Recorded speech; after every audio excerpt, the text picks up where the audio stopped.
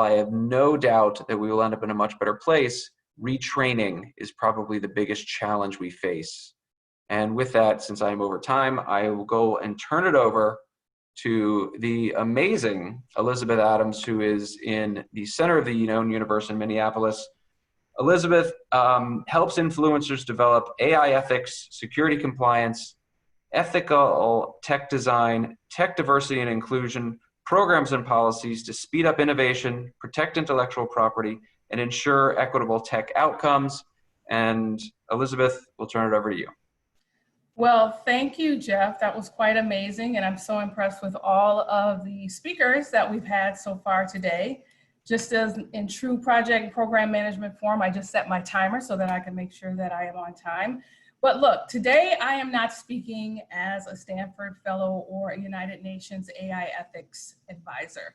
I'm speaking as someone who is passionate about inclusion and someone who's passionate about human-centered ways to help employees thrive.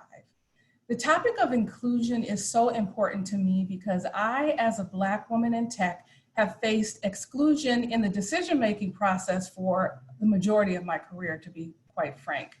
I know what it feels like to not feel valued and to experience when others are unwilling to include you in varying perspectives because they're uncomfortable with you. I also know that as a manager, we hold the key to help fostering an inclusive work environment. So every day, managers have a chance to make interactions with their teams, and every day they have a chance to make those interactions count. I like to share 3 ways with you that managers can promote inclusive decision-making to improve performance, increase engagement, and increase retention. So what is diversity and what is inclusion? So diversity is really about counting numbers, and inclusion is making those numbers count. Diversity can be better defined as a practice or a way of life that includes different genders, races, religions, disabilities, socioeconomic statuses, and cultural backgrounds. Likewise, inclusion is also a practice or a way of life inclusive of those things, but also extending to attitudes, approaches, and strategies. As an example, I've been in several environments where diversity was high. There was lots of women, different cultural backgrounds, but the decision-making process was very low in terms of inclusivity. If you've never been excluded from a work project or work environment because of your gender or your race or some other factor that you can't control, you might not really understand how traumatic it is to show up to work every day, to want to do a good job, and be prepared to put your best foot forward and still be excluded. Well, it takes a toll, and helping people understand this is so important to me. So why is inclusive decision-making important? Well, in today's work environment, when employees experience high levels of inclusion, they and their companies enjoy favorable outcomes. Inclusive decision-making is a simple idea. It's making a concerted effort to see who is involved and how business decisions are being made across your organization. Ensuring your decision-making process is inclusive, as I mentioned before, of varying genders, cultural backgrounds, and such. But even if diversity doesn't directly reside in your team, there are other opportunities for you to seek out diverse perspectives. Some examples might be to tap into your business resource groups or other professional organizations with diverse members. So a manager's job is critical, as mentioned before. When employees experience high levels of inclusion, they and their companies enjoy favorable outcomes. In the article, What Diversity and Inclusion Means for Employee Engagement, it states, inclusive teams make better decisions up to 87% of the time. Teams that follow an inclusive process make decisions 2 times faster with half the meetings. It also states that employee engagement and inclusiveness are connected. Engaged employees are more likely to say that their company's values are diverse and that they are doing what's right. So let's talk about the first way. Managers must lead the way. It is impossible for one person to see the whole picture. So here's a quick example.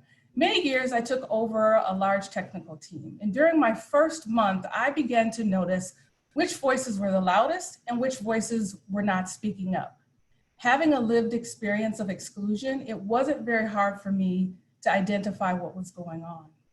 And as a leader, this is not okay for me. I took immediate steps to change the environment and the culture, which I'll share in the next few slides. But true inclusion, it needs to exist as a practice. Number 2, managers must establish team trust. Managers should create an environment where employees are encouraged to speak up. In my previous experience of leading this large team, it was clear to me that some of the employees did not feel safe. So I worked very hard to create safe opportunities for all employees. As a manager, we all can take small steps to build trust. And what I've done in the past are things, and what I continue to do are things such as share my views on diversity and inclusion in team meetings, include and invite a diverse group of team members to present their projects at team meetings and or at an all hands. Make sure your reward systems are fair and transparent and offer stretch projects to different employees. And number 3, managers should encourage and versus but. Now this is a critical soft skill. We know when you connect the 2 phrases in a sentence, the word but essentially cancels out the first phrase altogether. This was a new area of growth for me so many years ago as a manager, but being on both the leadership and the employee side, I understood the power of these two little words. So let me share a personal experience. Many years ago, I was given a project management assignment. I spent a lot of time researching and planning and working in tandem with my manager. The day I presented, several of my team members challenged the presentation. Well, that's normal. But it wasn't healthy and it was quite toxic. There were personal attacks. And now granted, I have a bachelor's degree, had a bachelor's degree at the time, had a leadership development degree from Johns Hopkins, as well as my project management professional certification. So the issue wasn't that I wasn't qualified or that I didn't know my work. The issue was really about that there was a lack of respect for diverse perspectives, and that there wasn't an appreciation for the value that I brought to the table. So that left me feeling vulnerable, and I began to look for another job. But what my manager could have done at that point was demonstrated through leadership that all perspectives are valuable, encouraged respectful and healthy dialogue, and inserted themselves to correct the behavior. And they could have also taken ownership of the fact that they had given me the assignment.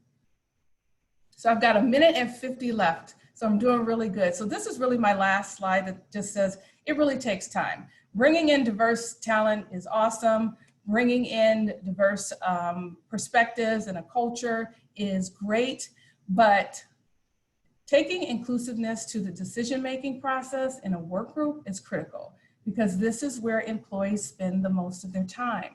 So with any successful strategy, you must iterate and evolve with your team, starting somewhere, and start with understanding what works best for your management style as well as your culture, and focus your efforts there.